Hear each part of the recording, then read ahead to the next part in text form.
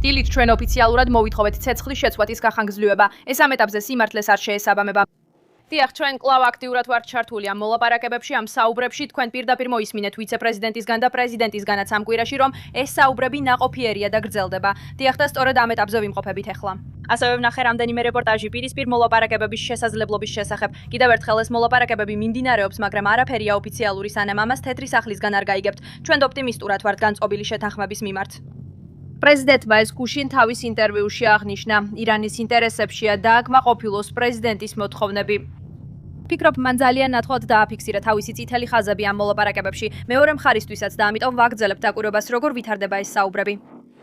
ეხლა ეს საუბრები ისლამაბადში გაიმართება თუ სად? შემდეგ რაუნდში. ისინი ძალიან დიდი ალბათობით იმავე ადგილას გაიმართება, სადაც ბოლოს. დიახ, იგივეებთან ერთად. უბრალოდ მინდა ერთი მნიშვნელოვანი საკითხი აღვნიშნო, რაც პრეზიდენტისთვის მნიშვნელოვანია.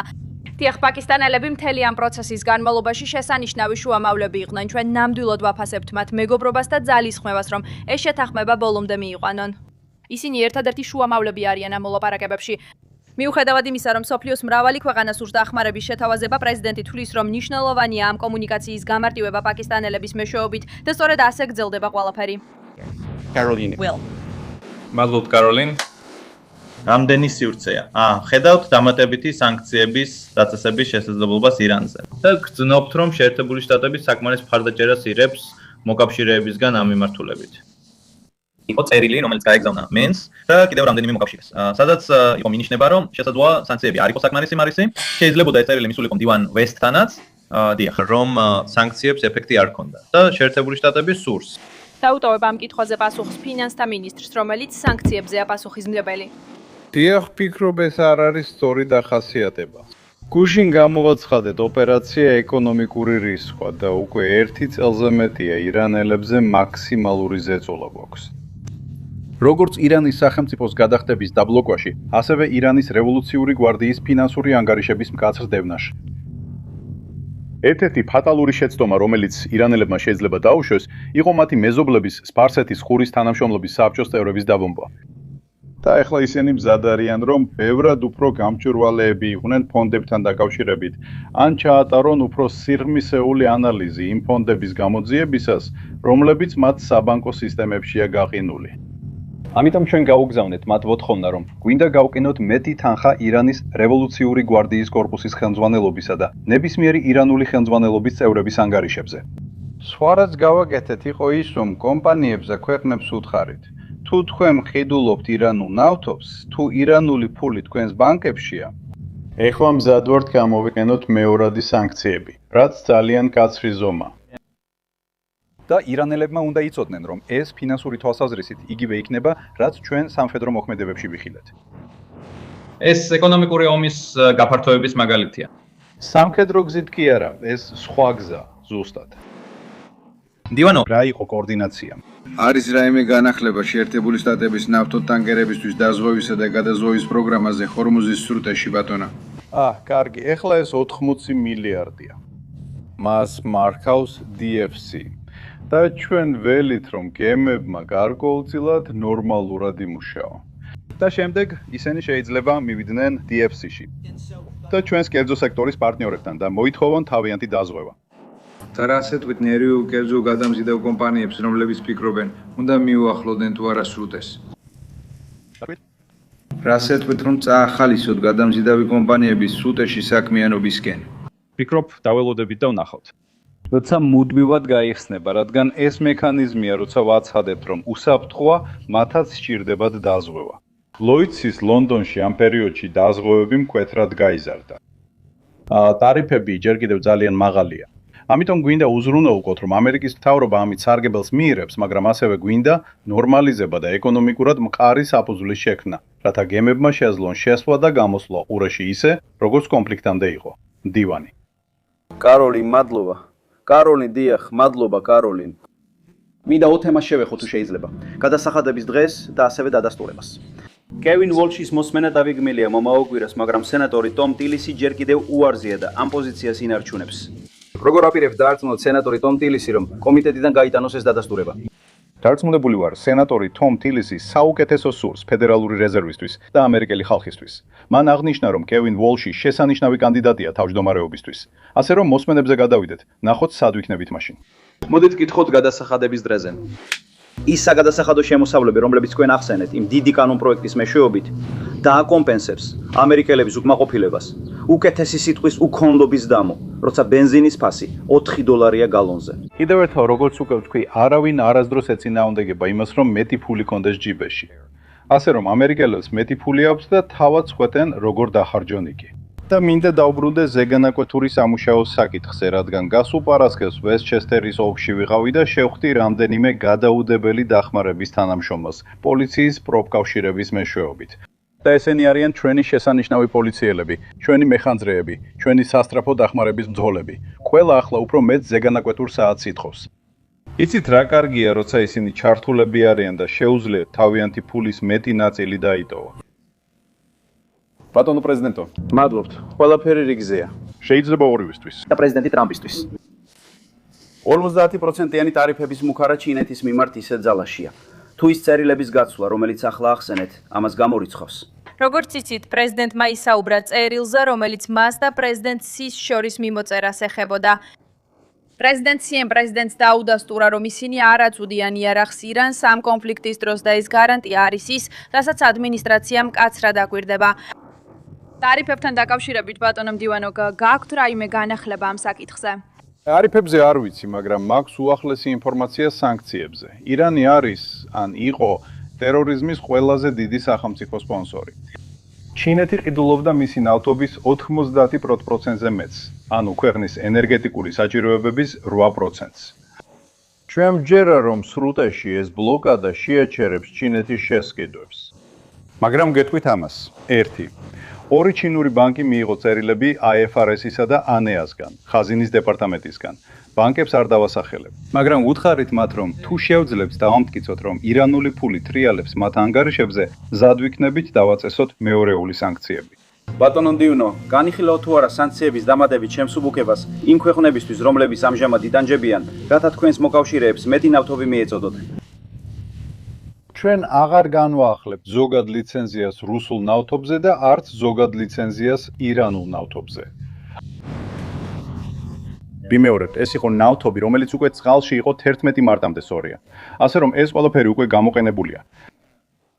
თქვენი შეკითხვის პასუხად, ფინანსთა მინისტრო, როგორც აღინიშნა, 53 მილიონმა ამერიკელმა უკვე ისარგებლა პრეზიდენტის ამ ახალი საგადასახადო შეღავათებით. შეგიძლიათ ისაუბროთ იმ შვებაზე, რომელსაც ეს კონკრეტულად სამუშაო კლასის ამერიკელებს მოუტანს, მაგალითად ოფიციანტებს, ბარმენებს, ზეგანაკვეთურ მუშაკებს, მაგრამ ასევე იმ გავლენაზე, რაც ამას ეკონომიკაზე ექნება. კარგი, რამდენიმე რამ შემიძლია გითხრათ. ვფიქრობ, კელი ძალიან პოპულარულია, მაგრამ მომსახურების სფეროს მუშაკებს შორის ალბათ მე ვარ ყველაზე პოპულარული კაბინეტის მდივანი ვაშინგტონში. როცა მევჩნდები დარაჯები, ოფიციანტები და ოფიციანტები ყველა მეუბნება, მადლობა რომ ჩაის ფულზე გადასახადი აღარ არის. ბოლოს დროს ვესტჩესტერის ოლქში ერთ სასადილოში ვიყავი და დავინახე, რომ ეს მათთვის აბსოლუტური წარმატებაა. რაც შეეხება იმას, რაც ამ ადამიანებთან ხდება და რასაც ჯერ ვერ ვიგებთ, მაგრამ მოგვიანებით შეგვიძლია მონაცემების მიწოდება. ეს 42 მილიონი ნიშნავს, რამდენმა ადამიანმა ამ მოწყობილობებიდან ერთი მაინც გამოიყენა. ამიტომ ველით, რომ ალბათ იქნება რამდენიმე დეკლარანტი ან დეკლარანტები, რომლებმაც გამოიყენეს ამ 4 ძირითადი ნივთიდან მაინც 2 ან მეტი. და აი კიდევ ერთხელ, ეს არის ამერიკა უპირველეს ყოვლისა. ამერიკელი მუშები ინარჩუნებენ უფრო მეტ ფულს, ისევე როგორც ჩვენი მცირე ბიზნესები. იცით, თუ დავბრუნდებით და შევხედავთ, როცა უსმენთ მემარცხენეებს, რომ ეს იყო გადასახადების შემცირება მილიონერებისა და მილიარდერებისთვის, მათ სუგდათ გაეზარდათ გადასახადის განაკვეთი ყველასთვის, ვინც $500,000-ზე მეტცირებს. ეს მცირე ბიზნესებისთვის დამანგრეველია. მადლობთ, მაქვს კითხვა მდივნისთვის და შემდეგ ადმინისტრატორისთვის. ბატონო მდივანო, რადგან ცოტა ხნის წინ ჩინეთზე ვისაუბრეთ, გათავისუფლების დღიდან ცოტა მეტი, ვიდრე 1 წელი გავიდა და სავაჭრო დეფიციტი მკვეთრად შემცირდა.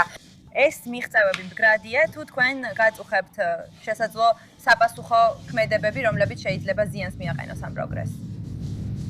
სინამდვილეში მე ვფიქრობ, რომ ჩვენ გავაგრძელებთ პროგრესს ამ მიღწევებში, რაც შეეხება სავაჭრო დეფიციტის შემცირებას ჩინეთთან.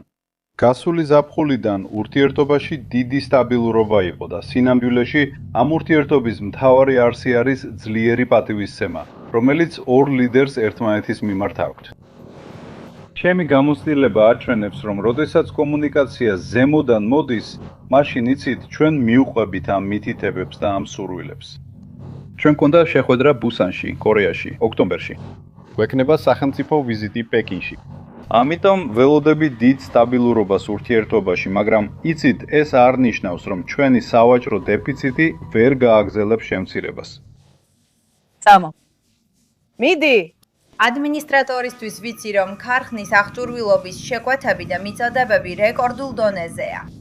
რამდენ მცირე ბიზნესს დაეხმარა SBA-ის სესხებითა და მხარდაჭერით, სესხებით მათი დასახმარებლად. SBA-მ შაშან ტრამპის დროს სესხების რეკორდი დაამყარა.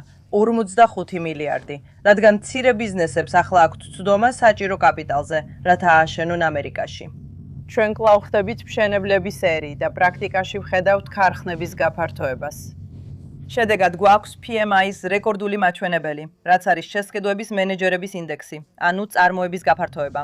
2 თვის განმავლობაში ექსპორტის რეკორდული მაჩვენებლებით. როდესაც ვაკვირდებით ერის მდგომარეობას სავაჭრო დისბალანსში, ვხედავთ უსამართლობას ამერიკელი მუშაკისა და ინდუსტრიის მიმართ. ჩვენ ვაღორძინებთ მთელ სექტორებს ამ საგადასახადო რეფორმით. გმადლობთ კარენ. ორი კითხვა მაქვს თქვენთვის. პირველი ირანს ეხება. მეორე კითხვა, რომელიც მინდა დაგისვათ, United Airlines შეეხება. ირანის შესახებ. არსებობს განსაზღვრული გრაფიკი ამ ბლოკადისთვის და რა ინტენსივობისაა ეს ზეწოლა, რომელსაც ზევა ახორციელებს, როგორც პრეზიდენტმა ტრამპმა ან სხვა ოფიციალურმა პირებმა აღნიშნეს. რა თქმა უნდა. მე არასოდეს დავადგენ ვადებს შეერთებული შტატების პრეზიდენტის სახელით, მაგრამ რაც შეეხება ბლოკადას, როგორც იცით, ეს სრულად განხორციელდა და ვრცელდება ყველა ეროვნების ხომალდებზე, რომლებიც ირანის პორტებში შედიან ან ტოვებენ მათ. მინდა ეს საკითხი ნათლად განმარტო. ასევე ვნახე ამასთან დაკავშირებით რამდენიმე არასწორი ინფორმაცია, ეს მოიცავს ყველა ირანის პორტს, არაბეთის ყურესა და ომანის ყურეში. და ჩვენი ზევას სალაბი რეგიონში მხარს უჭერენ ნავიგაციის თავისუფლებას იმ ხომალდებისთვის, რომლებიც არაირანულ პორტებში გადიან. ვიცი რომ ზოგიერთ მედია საშუალებაში ამ საკითხზე დაბნეულობა იყო. ჩვენ მხარს უჭერთ ნავიგაციის თავისუფლებას, უბრალოდ არა იმ ნავთობტანკერებისთვის ან ხომალდებისთვის, რომლებიც ირანის ეკონომიკას სარგებელს აძლევენ, სანამ მოლაპარაკებები გრძელდება. ახლა კი United-ზე. იყო ცნობები, რომ United-ის აღმასრულებელმა დირექტორმა American Airlines-თან შერწყმა შესთავაზა. ეს ათეულობით მილიონ ამერიკელს შეეხება. ეს პრეზიდენტ ტრამპთან შეხვედრაზე იყო შეთავაზებული. ეს არის შერწყმა, რომელზეც მას სურს რაიმე სახის მხარდაჭერა.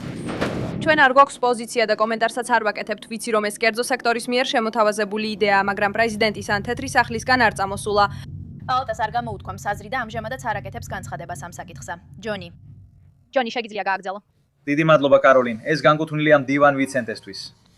მომდევნო კვირის ორშაბათიდან იმპორტიორებს შეეძლებათ დაიწყონ საბაჟო ტარიფების ანაზღაურების მოთხოვნა და როგორც მივიღე ინფორმაცია, 127 მილიონი დოლარი ექვემდებარება ანაზღაურებას. როგორია ეს პროცესი? როგორ შეუძლია გადამზიდავს ან იმპორტიორს მაგალითად მოითხოვოს ასეთი ანაზღაურება ტელეფონისთვის? ეს არ არის ხაზინის თანხები. ჩვენ უბრალოდ გადავიხდიდით თანხას CFB-ის ადმინისტრაციის ქვეშ. დიახ, მაშინ ამიხსენით ეს პროცესი. ხვდები რომ თქვენ არ ახორციელებთ პროგრამას. პრაქტიკაში როგორ მუშაობს ეს? თუ თქვენ იმპორტიორი ხართ და გადაიხადეთ ეს ტარიფები, ხოლო უზენაესმა სასამართლომ ისინი არალეგალურად მიიჩნია, როგორ იბრუნებენ ამ თანხას? კარგი, ისინი დაუკავშირდებიან CFB-ს და ვფიქრობ, რომ ის რიცხვი, რომელსაც თქვენ ახსენებთ, ეს არის იმ ადამიანების თანხა, რომლებმაც უკვე მოითხოვეს ანაზღაურება. ესე იგი, ისინი უკვე პროცესში არიან და თქვენ იცით, ნახოთ რა იქნება ამისთვის განრიგი.